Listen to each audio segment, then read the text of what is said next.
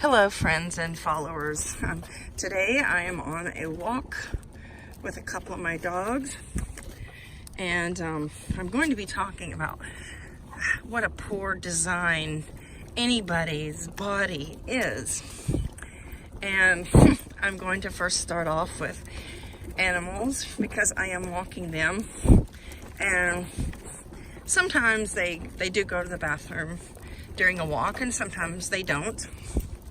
But this one just did, and it seems so pointless to have a body, to live in a body, and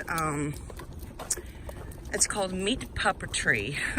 We are meat puppets, and the fact that we have to satisfy our biological needs, and the fact that we have to eat repetitively during the day and go to the bathroom, number one, and number two, multiple times a day.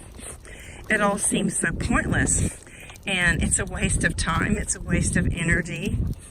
And if I was going to design a body, a human body, a bird's body, a dog's body, a dinosaur's body, a cat's body, anybody's body, I would not have designed it to where it has so many needs that have to be met. And sometimes it's actually a challenge and a struggle to get those needs met.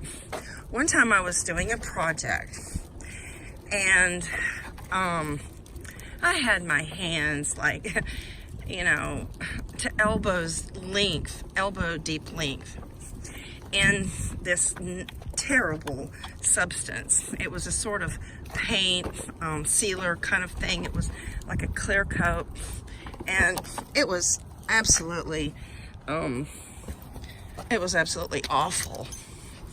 And by awful, I mean it smelled bad. It was sticky. I could not touch anything else. I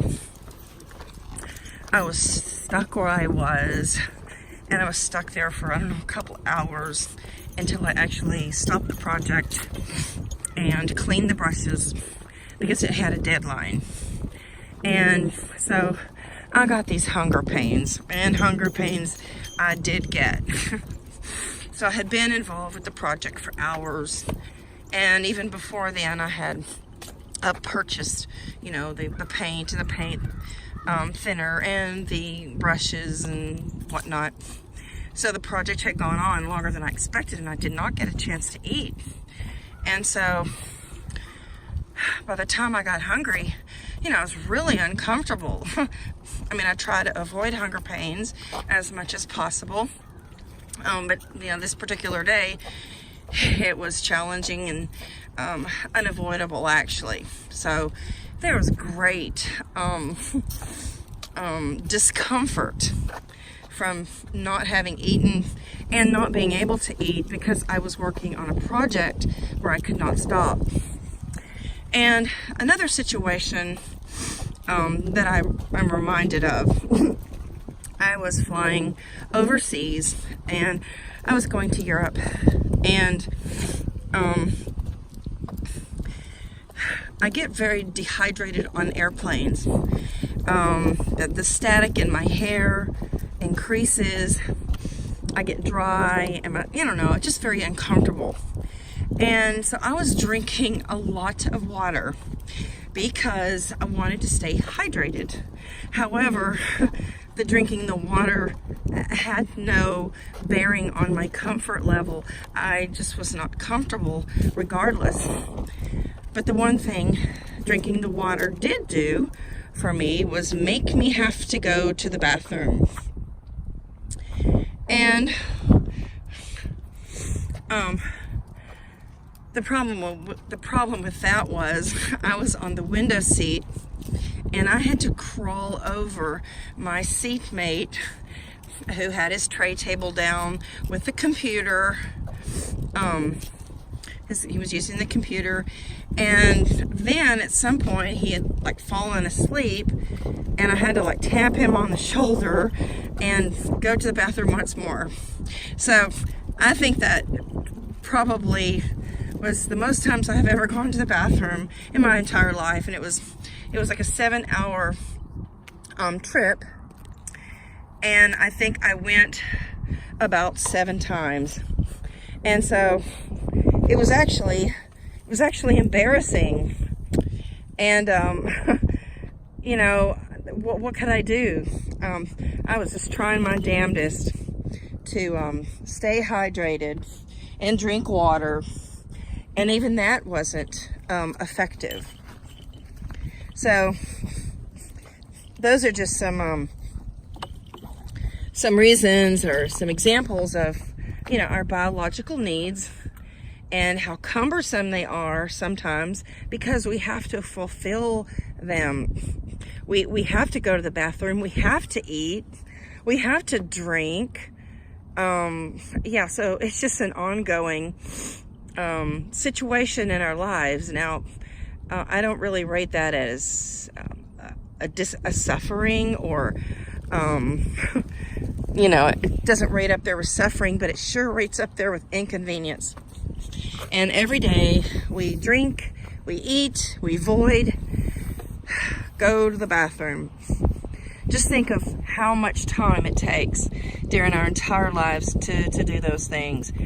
And if I were the creator, I would never have designed anybody's body to have such biological needs, where if you don't meet them, you suffer. And if you didn't go to the bathroom, you would be suffering. You would probably have your hands between your knees and, like, you know, walking with your knees together and really struggling to hold it in. And if you're ever on planes and right after they take off, they want you to stay seated.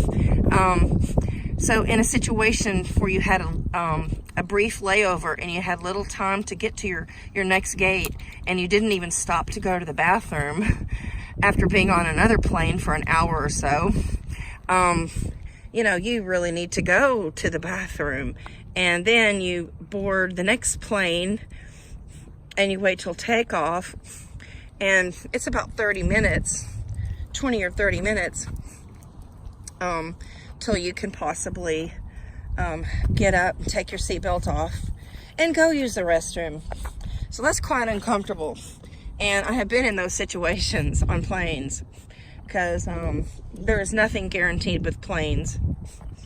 So we are not going to be able to change our biological needs and our biological structure, our body's infrastructure. So the fact that we can't change these annoyances and inconveniences, it's best to just forego reproduction in the first place. We can prevent any further citizen, any further human being, from being born who is going to have the same needs as we have. So thank you for watching. This is Chiquita, Margarita, Valentine, and Cassidy.